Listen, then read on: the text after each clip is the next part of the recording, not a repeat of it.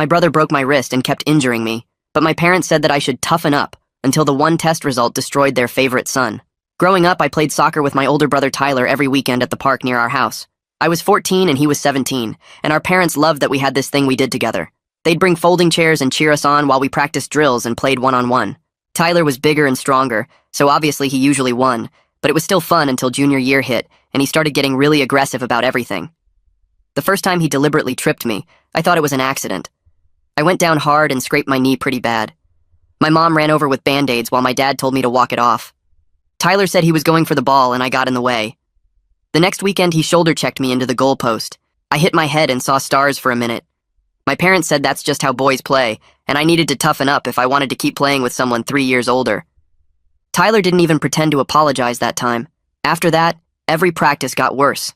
He'd slide tackle me when I didn't even have the ball. He'd elbow me in the ribs during headers. He'd step on my ankles when we were doing footwork drills. I started showing up to school with bruises all over my legs and arms. My PE teacher asked if everything was okay at home. I told him my brother and I played competitive soccer. He said I should be more careful. My parents saw the bruises too, but they just bought me shin guards and told me Tyler was preparing me for real games. They said when I made varsity next year, I'd thank him for not going easy on me. Tyler loved that they took his side. He started calling me soft in front of them, and they'd laugh. One Saturday, Tyler kicked the ball directly at my face from 5 feet away. It knocked me backward and gave me a bloody nose. While my mom was tilting my head back and holding tissues to my face, Tyler told our dad I needed to learn to block better. My dad actually agreed and said reaction time was important. That night, I told my parents I didn't want to play with Tyler anymore. They said I was being a bad sport, and that Tyler was just passionate about the game. My mom said if I quit now, I'd regret it later. My dad said Tyler wouldn't respect me if I couldn't handle a little physical play. So I kept going, but I started playing differently. I stopped trying to win and just focused on not getting hurt. Tyler noticed immediately and got even rougher. He started tackling me when our parents weren't looking, then helping me up before they turned around. He'd throw elbows during corner kicks and claim it was accidental contact. The worst part was, he'd get this look on his face right before he did something, like he was enjoying it. 3 weeks before soccer tryouts, Tyler completely lost it during practice. I'd actually gotten past him with the ball and was about to score when he came up behind me and kicked my legs out from under me.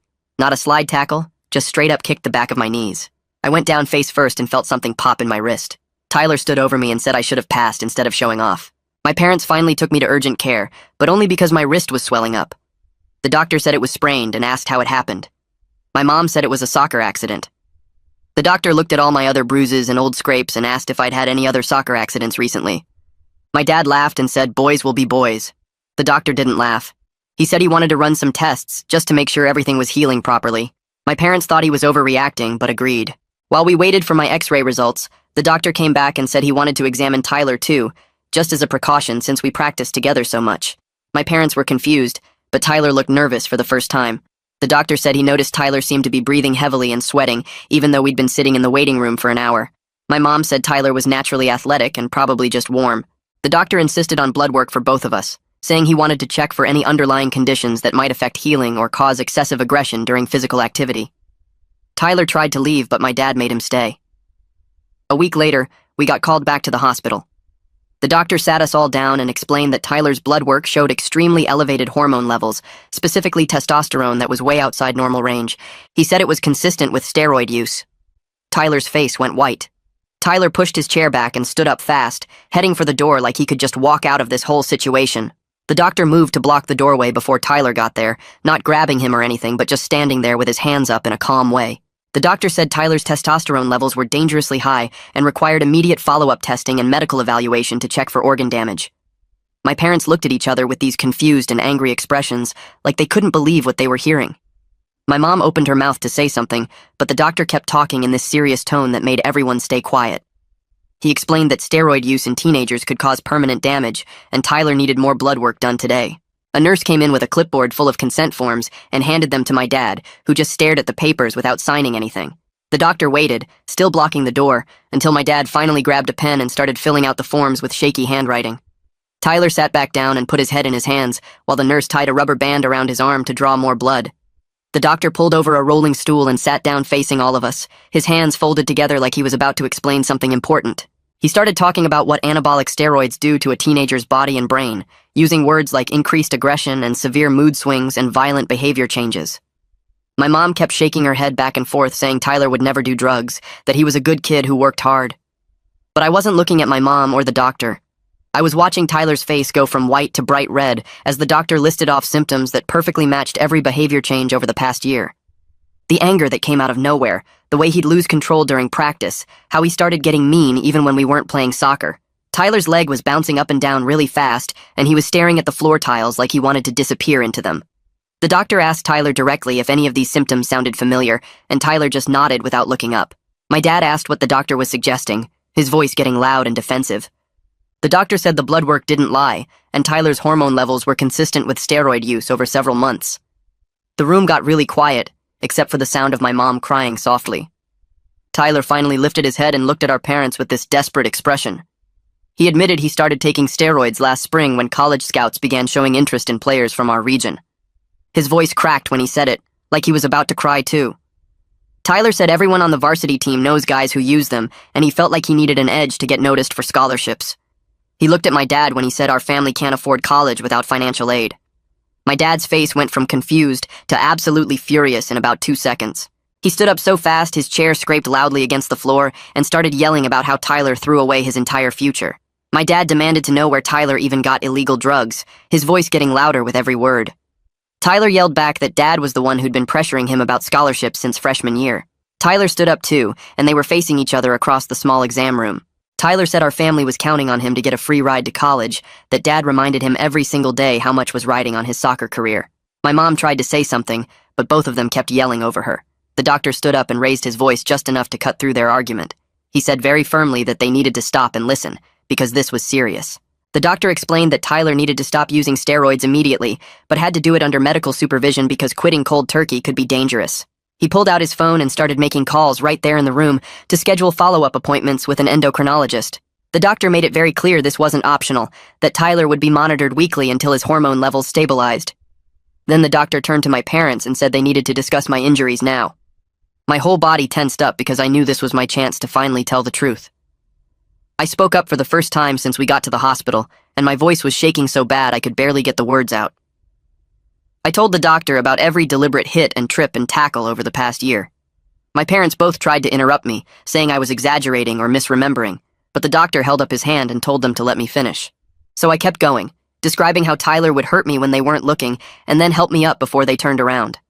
I told the doctor about the elbows during corner kicks that Tyler claimed were accidental contact. I explained how Tyler would get this look on his face right before he did something, like he was planning it. The doctor listened to everything without interrupting, just nodding and taking notes on his tablet. When I finished talking, the doctor asked if he could examine the bruises on my arms and legs. I pulled up my sleeves and pant legs to show him all the marks in different stages of healing.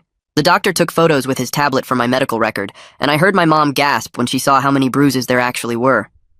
He asked me directly if I ever felt unsafe at home, and I admitted that I dreaded every weekend knowing we had soccer practice. I told him Tyler would find ways to hurt me, while our parents sat in their folding chairs and cheered. My mom started crying harder, saying she had no idea it was deliberate. She kept repeating that she thought it was just rough play between brothers, that boys are physical when they compete. My dad sat completely silent with his arms crossed tight against his chest, and his jaw clenched so hard I could see the muscles moving. I couldn't tell if he was angry at Tyler for hurting me, or angry at me for telling the doctor everything. The doctor closed his tablet and looked at my parents with this really serious expression. He explained that my wrist sprain could have been much worse, that I was lucky I didn't break any bones. Then he said the repeated head impacts, like when Tyler shoulder-checked me into the goalpost, carried serious concussion risks. The doctor told my parents he was mandated by law to file a report with Child Protective Services. My mom asked why that was necessary when it was just a sports accident. The doctor said very clearly that this constituted sibling abuse regardless of whether it happened during sports activities. My dad's face went pale, and he asked what that meant for our family. The doctor said someone from CPS would contact them within a few days to schedule interviews. The nurse came back with papers about Tyler's follow-up appointments and medication to help with the steroid withdrawal symptoms. We all walked out to the parking lot without talking, and the drive home was completely silent, except for my mom's occasional sniffling from the front seat. Tyler stared out his window at the houses going by, and I held my wrapped wrist carefully in my lap so it wouldn't bump against anything. My dad gripped the steering wheel so hard his knuckles turned white, and I watched his hands the whole way home because I was too scared to look at anyone's face. When we got home, Tyler went straight upstairs without looking at anyone, and I heard his door close hard enough to shake the wall. My parents stood in the kitchen whispering to each other while I grabbed a glass of water and went to my room. I lay on my bed, staring at the ceiling and holding my wrapped wrist against my chest. Around 10 that night, I heard my parents' bedroom door close, and then their voices started getting louder.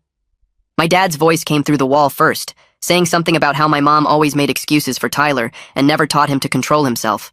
My mom's voice got higher, and she said my dad was the one who pushed Tyler too hard about scholarships and made everything about soccer.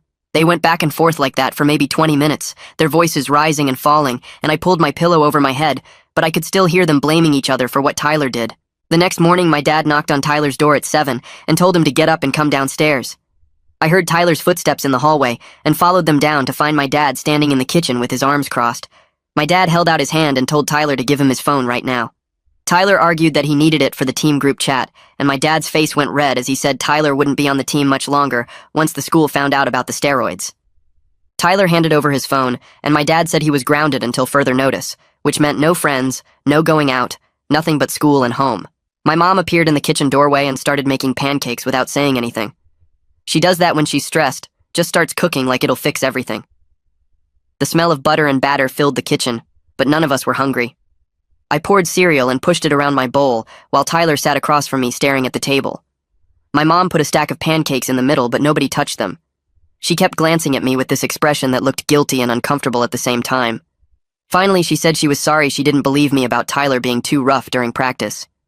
Her voice had this defensive edge to it, though, like she was apologizing because she had to, not because she really meant it. I just nodded and kept eating my cereal one piece at a time. Monday morning came and my dad stayed home from work. I got ready for school and came downstairs to find him sitting at the kitchen table with his phone and a cup of coffee. He told me to go get my backpack, and I knew he was waiting for me to leave before he made the call. Instead, I grabbed my stuff and sat on the stairs where I could hear through the kitchen doorway. My dad dialed and asked for the athletic director. His voice sounded tight and embarrassed as he explained that his son Tyler had tested positive for elevated hormone levels consistent with steroid use. He said the family was taking this very seriously and wanted to report it before anyone else found out. I heard him answer questions about when we found out and what doctor did the testing. His shame came through in every word. That afternoon, the school called and required Tyler to meet with the athletic director, principal, and head coach at 3.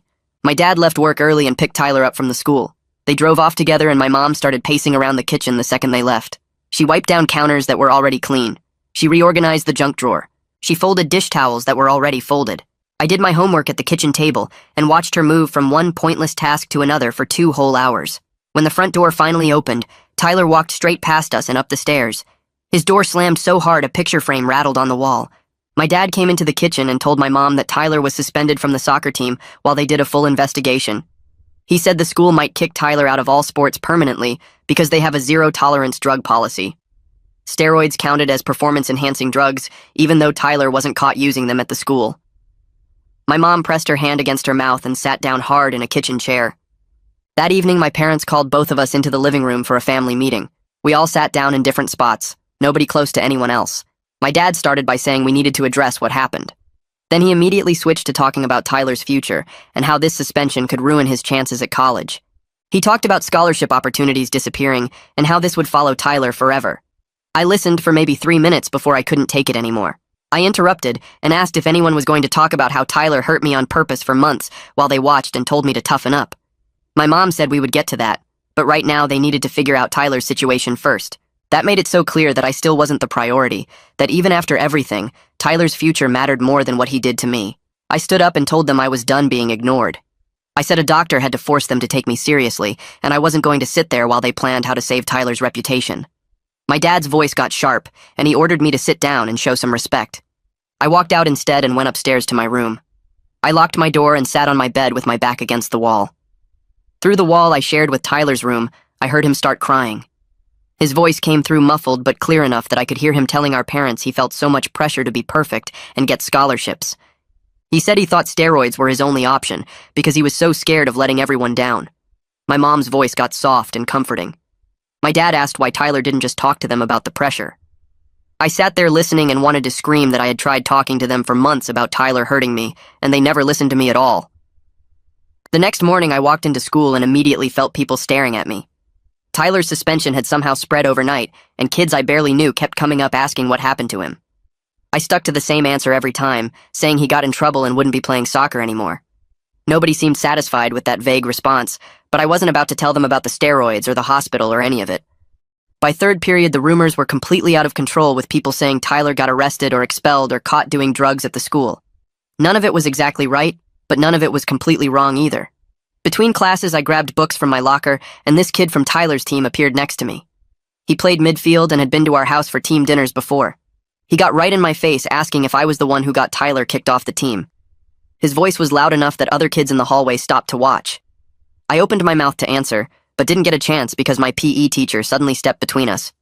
He told the kid to get to the office right now, and the kid argued that he just wanted to know what happened to his teammate. My PE teacher wasn't having it and pointed down the hallway until the kid finally walked away. Then my teacher turned to me and asked if I was okay. I nodded, and he asked if I needed to talk to the school counselor about everything going on. I hadn't planned on it, but something about the way he asked made me realize maybe I should. I ended up in the counselor's office during lunch. She was a woman in her 40s with gray hair and a kind face who already knew about the CPS report from the hospital. She asked how I was feeling about everything, and I sat there in the chair across from her desk trying to figure out how to answer. Finally, I admitted I was angry that my parents still seemed more worried about Tyler's future than about what he did to me. She listened without interrupting and wrote some notes on a pad. She asked if I felt safe at home now, and I said yes, because Tyler hadn't touched me since the hospital. She said that was good, but the fact that it took a doctor's intervention to make me safe was concerning. We talked for maybe 20 minutes, and she said I could come back anytime I needed to talk. That week, a CPS caseworker showed up at our house on Thursday afternoon. She was younger than I expected, maybe in her 30s, carrying a leather folder and wearing business clothes. My mom answered the door, and her face went pale when the caseworker introduced herself. She said she needed to interview everyone separately and asked to speak with me first. We sat in the living room while my parents and Tyler waited in different rooms. The caseworker asked detailed questions about the injuries and how long they'd been happening. She wanted to know specific incidents and dates as much as I could remember. Then she asked if I ever felt scared of Tyler, and I told her honestly that I dreaded being alone with him. I explained that I didn't think my parents would believe me if I said the injuries were on purpose, because they never believed me before. She wrote everything down and asked if Tyler ever threatened me directly.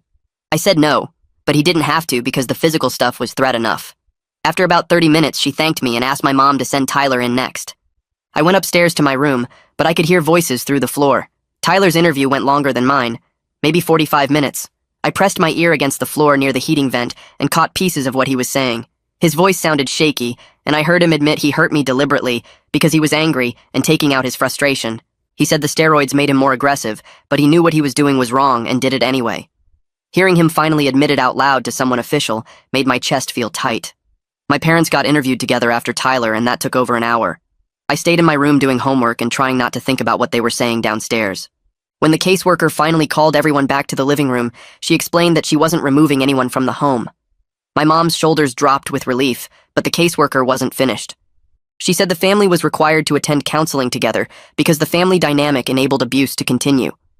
She talked about favoritism and dismissiveness toward my concerns and said we needed professional help to address it. My dad immediately argued that mandatory counseling was excessive. He said this was a family matter they could handle privately without outside interference. The caseworker's expression didn't change, and she firmly explained it wasn't negotiable. She said if they refused, she would escalate the case and my parents would face more serious consequences. My dad's face turned red, but he agreed to weekly family therapy sessions. The caseworker handed my mom a list of approved therapists and left. That Saturday, I was cleaning out the garage because my mom asked me to organize the sports equipment. I pulled out old soccer balls and cones and moved aside bags of gear we hadn't used in years. In the back corner behind some camping stuff, I found Tyler's old soccer bag, the black one with the torn strap he'd stopped using last year. I unzipped it expecting to find cleats or shin guards, but instead, I found bottles of pills and small boxes with syringes inside. My stomach dropped as I realized this was Tyler's steroid stash. There were at least 6 bottles of different pills with labels I couldn't fully understand, and a box of needles still sealed in plastic. I felt sick thinking about how long he'd been using them and that he was already on steroids when he broke my wrist.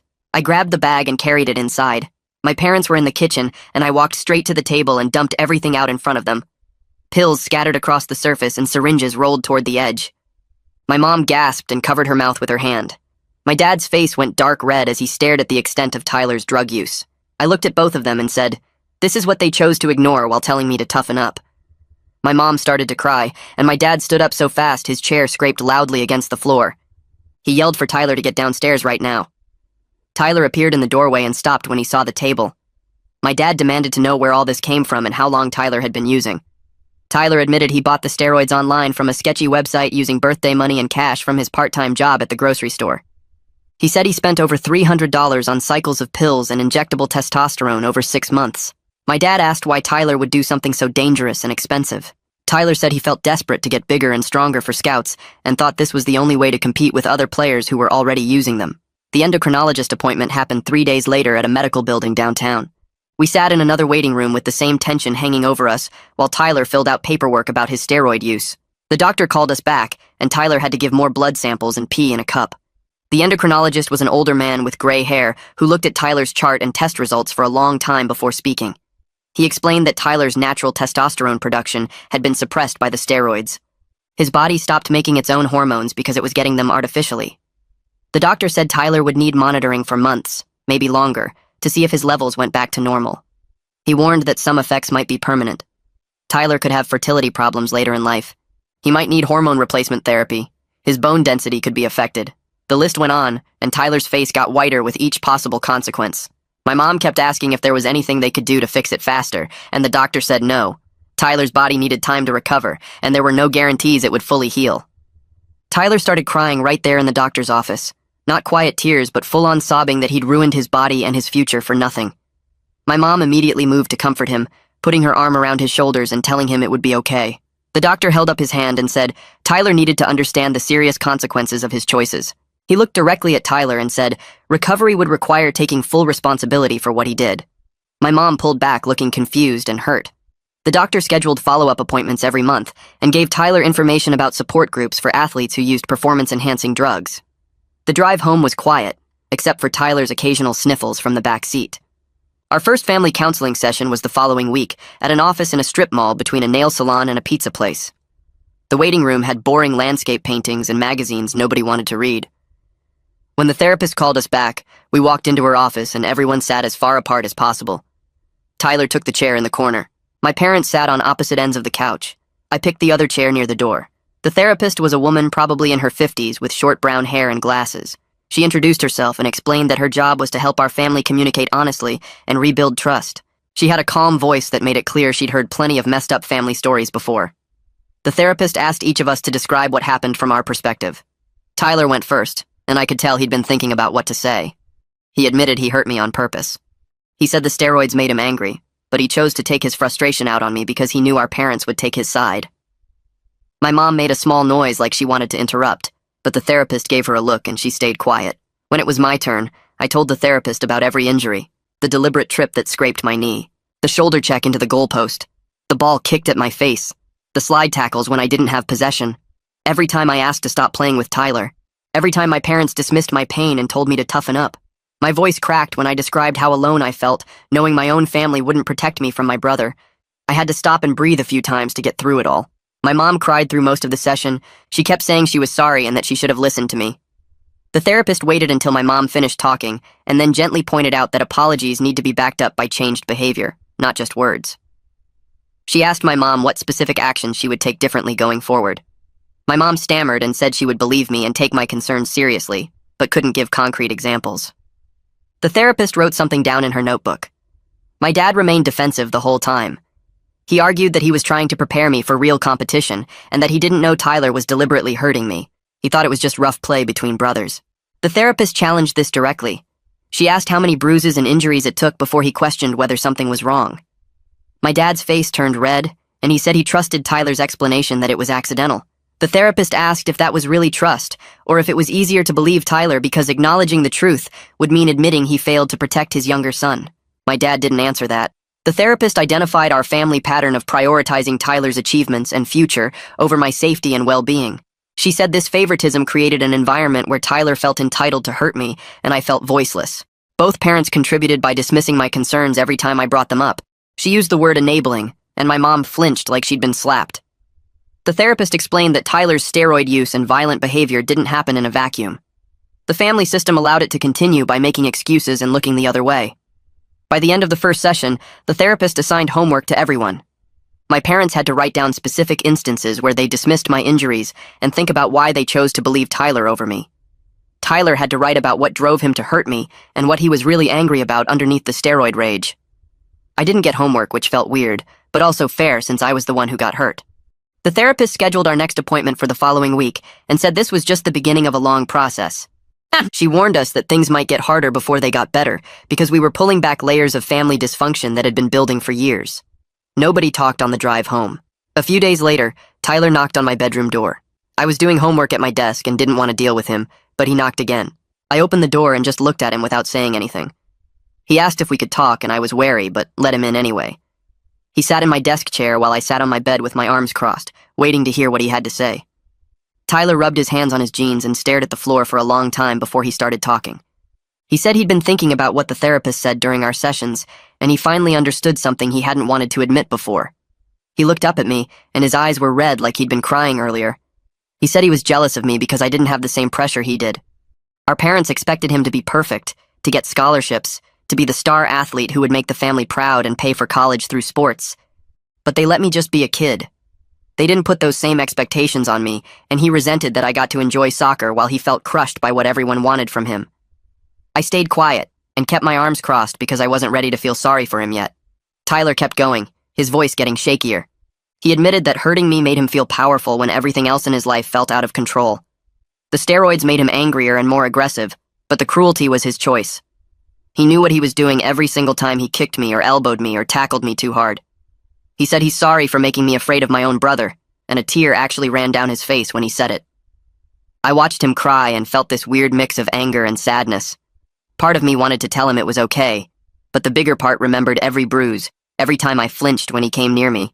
Every weekend I dreaded going to the park. I asked him why he didn't just quit soccer if he hated the pressure so much. Tyler wiped his face with his sleeve and said he thought about quitting all the time, especially last year when the scouts started coming to games. But he was too scared of disappointing Dad and losing his identity as the athlete of the family. Everyone knew him as Tyler the soccer star. Teachers, kids at the school, our relatives, everyone. He didn't know who he'd be without that, so taking steroids seemed easier than admitting he was struggling and couldn't handle the pressure. I let him finish talking and then sat there for a minute just looking at him. He looked smaller somehow, sitting in my desk chair with his shoulders hunched. I told him I didn't forgive him. I said it clearly so he'd understand I meant it. I said I appreciated him being honest finally, but sorry doesn't erase months of deliberate pain and fear. It doesn't take back all the times I went to the school covered in bruises, or the times I felt sick knowing we had practice that weekend. I told him I needed to see real change before I could trust him again, not just words and tears. Tyler nodded and said he understood. He said he doesn't expect forgiveness right away, that he knows he doesn't deserve it yet. He promised he'd do whatever it takes to make things right, including taking his consequences without complaint and proving through his actions that he's changing. He stood up to leave and paused at my door, like he wanted to say something else, but then just left quietly. I sat on my bed for a while after he was gone, feeling drained. The next 2 weeks went by with Tyler mostly avoiding me, which was fine. We'd pass each other in the hallway at home and he'd nod but not try to talk. I could tell he wanted to say more but was respecting the space I needed. Our parents walked on eggshells around both of us, and the house felt tense all the time. At our third family therapy session, the therapist started by asking if anything had changed since our last meeting. My mom jumped in right away, talking fast like she'd been practicing what to say. She admitted she made excuses for Tyler because she was proud of his athletic success and didn't want to see his flaws. Even when I was getting hurt, she chose to believe it was accidental, because acknowledging the truth meant admitting her favorite son was capable of deliberately hurting his younger brother. The therapist asked her why Tyler's success mattered so much, and my mom's voice cracked when she said she wanted other people to see our family as successful. She wanted to be the mom of the star athlete, and she let that pride blind her to what was really happening. She looked at me when she said this, and I could see she meant it, but it still hurt knowing she picked Tyler's reputation over my safety for so long. My dad had a much harder time admitting fault. He sat with his arms crossed, his jaw tight, and kept saying he thought it was just normal sibling roughness. The therapist pushed him, asking direct questions about specific injuries I'd reported. She asked how a bloody nose from a ball kicked directly at my face from 5 feet away could be accidental. She asked how many times a kid needs to come home bruised before a parent questions what's happening. My dad's face turned red, and he said he trusted Tyler's explanations, but the therapist cut him off. She said that wasn't trust. That was choosing the easier path because acknowledging the truth would mean admitting he failed to protect his younger son. The room went silent for a minute. My dad uncrossed his arms and put his hands on his knees, staring at the floor. Finally, he said he put too much pressure on Tyler about scholarships and dismissed my injuries because he was so focused on Tyler's athletic career and our family's financial future. He said the words quietly, like they hurt to say out loud. He admitted he valued sports success over my safety, and he's ashamed of that. Hearing him actually say it made something loosen in my chest, but I still felt angry that it took a therapist forcing him to see it. The therapist spent the rest of the session helping us establish new family rules. She wrote them down on a big notepad so everyone could see. No more soccer practice between Tyler and me, ever. Regular family meetings every Sunday night to discuss concerns before they build up. A commitment that my parents will listen when I say something is wrong instead of automatically taking Tyler's side or dismissing my concerns. She made my parents repeat the rules out loud and agree to them, and made Tyler and me agree too. It felt weird having rules written down like we were little kids, but I also felt relieved having them in black and white. 2 months passed with our family going to therapy every week and actually following the new rules. Tyler went to his substance abuse counseling and saw his endocrinologist for monitoring. I played soccer with my freshman team, and my parents came to every game, cheering for me without comparing me to Tyler. Things felt different at home, still awkward sometimes, but better. Then one afternoon, Tyler came home from the school and went straight to his room without saying anything. My mom called up asking if he wanted a snack, and he said no. An hour later, my dad got home from work and knocked on Tyler's door. I was in my room doing homework, but I could hear them talking, Tyler's voice muffled and upset.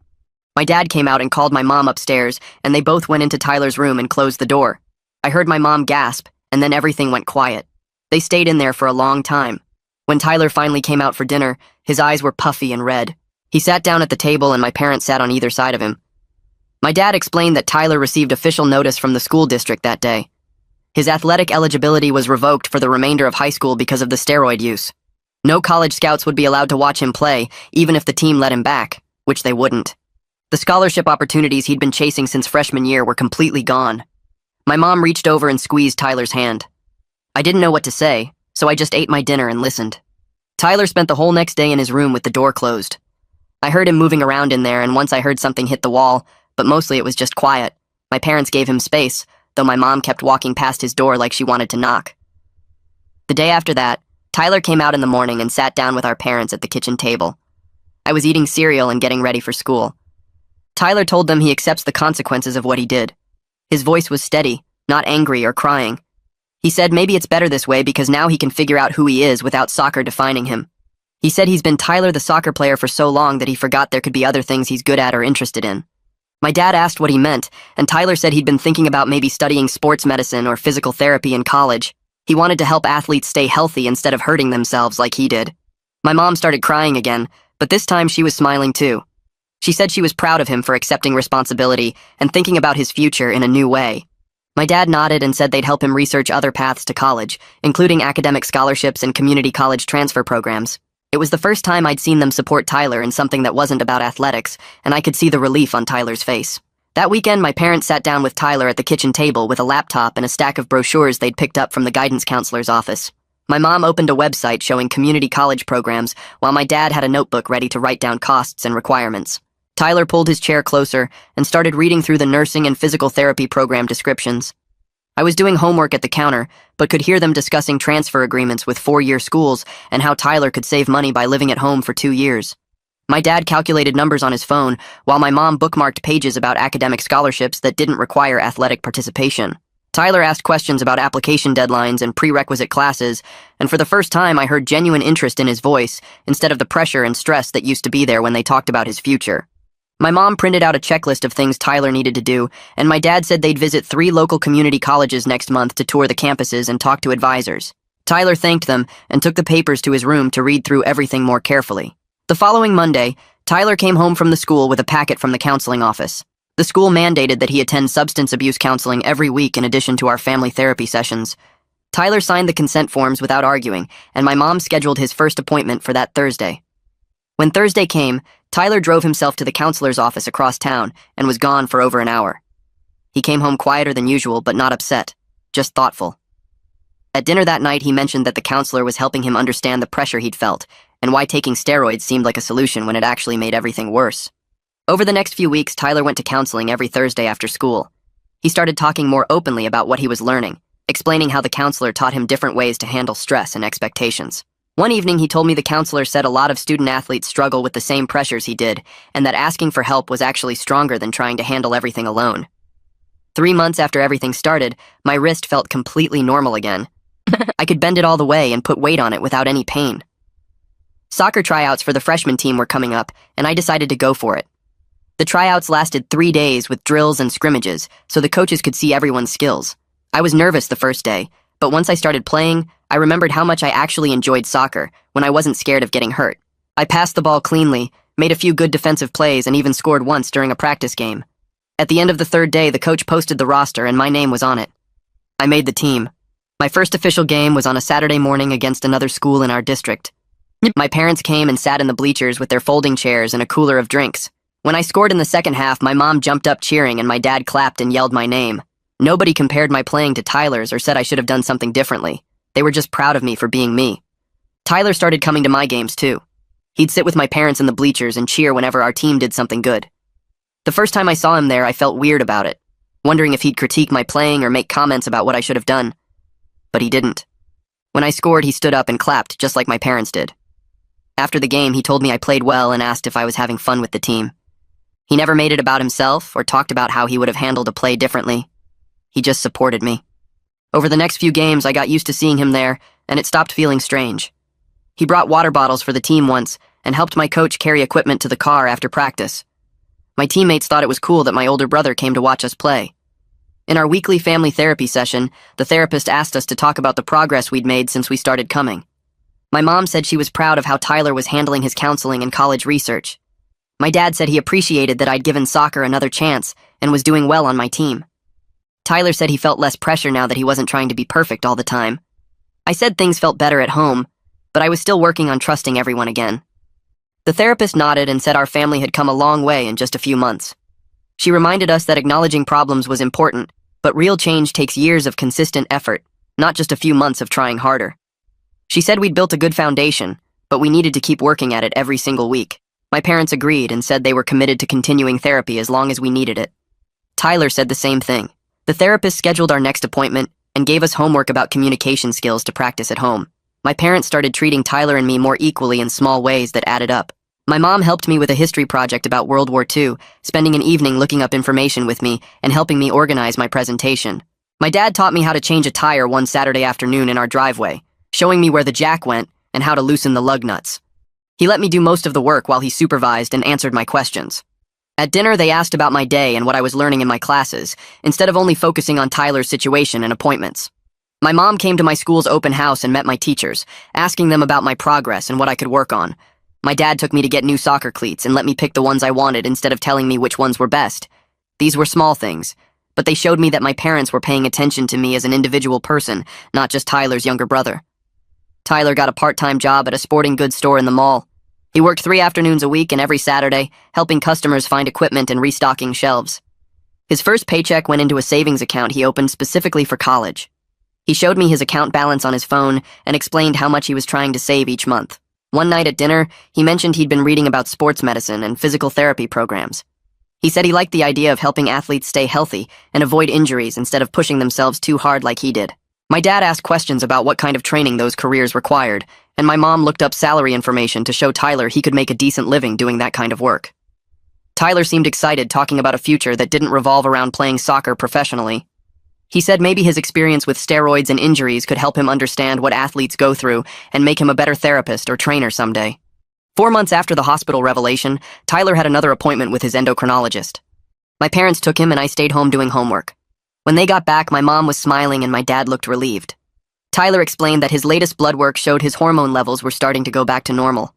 The doctor said Tyler's young age meant his body would likely recover fully, though he'd need to keep getting tested every few months for another year to make sure everything stayed on track. The doctor warned that some guys who used steroids as teenagers had permanent problems, but Tyler's results looked promising. Tyler seemed lighter after hearing that news, like a weight had been lifted. That night at dinner, he actually joked around with me about a TV show we both watched, something he hadn't done in over a year. I joined a youth soccer league that played on Sunday afternoons at fields across town. None of the kids there went to my school, so nobody knew about Tyler or what had happened with our family. It felt good to just be a player without carrying all that history. I made friends with a few guys on my team who invited me to hang out after games. We'd get pizza or go to someone's house to play video games. They liked me for who I was, not because my brother used to be a star athlete or because of any drama. I scored 3 goals in my first month with the league, and my coach said I had good instincts on the field. Playing soccer became fun again instead of something that reminded me of getting hurt. Tyler and I started playing video games together sometimes after dinner. He'd knock on my door and ask if I wanted to play the racing game we both liked, or try a new game he'd downloaded. At first I was cautious, but Tyler was careful not to push me or make it competitive in a bad way. He let me pick the games and didn't get mad if I won. If I said I was tired or wanted to stop, he'd just say okay and go back to his room without making me feel guilty. We'd play for maybe half an hour or an hour, sometimes talking about school or his job, sometimes just focusing on the game.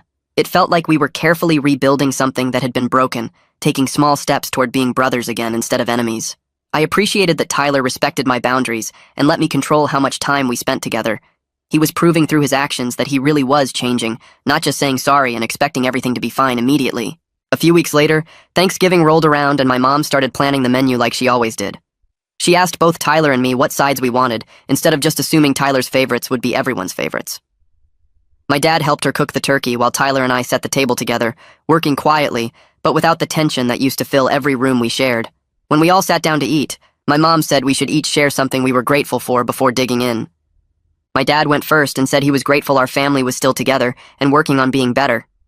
My mom said she was grateful for second chances and for having 2 sons who were willing to forgive their mistakes.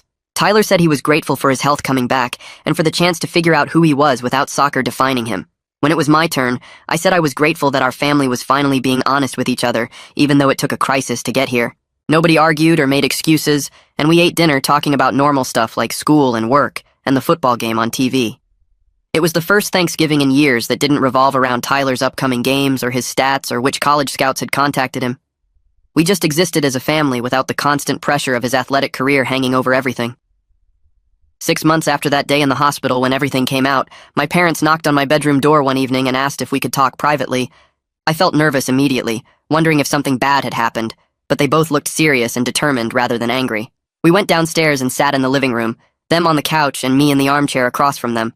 My dad started by saying they'd been thinking a lot about what the therapist said and about their role in what happened to me. My mom took over and said they wanted to give me a real apology, not just the quick sorry they'd said before. She explained that they'd failed me as parents by dismissing my injuries and not protecting me from Tyler. My dad added that they'd prioritized Tyler's success over my safety because they got caught up in his achievements and the idea of scholarships. He said watching him excel at soccer made them feel proud and successful as parents, and they stopped seeing what was really happening. My mom's voice cracked when she said they should have believed me the first time I said Tyler was hurting me on purpose, and they were sorry for all the times they told me to toughen up instead of listening. My dad promised they would do better every day going forward, that they'd prove through their actions that both their sons mattered equally. I sat there for a minute, processing what they'd said, and then told them I appreciated the apology, but I was still hurt. I explained that it would take time to fully trust them again, because they'd spent years showing me my feelings didn't matter compared to Tyler's success. But I could see they were really trying to change, not just saying the right words, but actually treating me differently. They nodded, and my mom said they understood, that they'd keep proving through their actions that I mattered just as much as Tyler. My dad said my voice would always be heard in our family from now on, and if I ever felt dismissed or ignored, I should call them out immediately. They both looked relieved when I said okay, like they'd been terrified I'd reject their apology completely. Life isn't perfect, and our family still has hard days when old patterns try to creep back in. Sometimes my dad still gets too focused on achievement, or my mom still makes excuses when she shouldn't. But we're all working together in therapy and at home to build something healthier than what we had before. Tyler goes to his counseling appointments every week without complaint, and his hormone levels are almost back to normal now. He got accepted to community college for next fall and seems genuinely excited about studying sports medicine.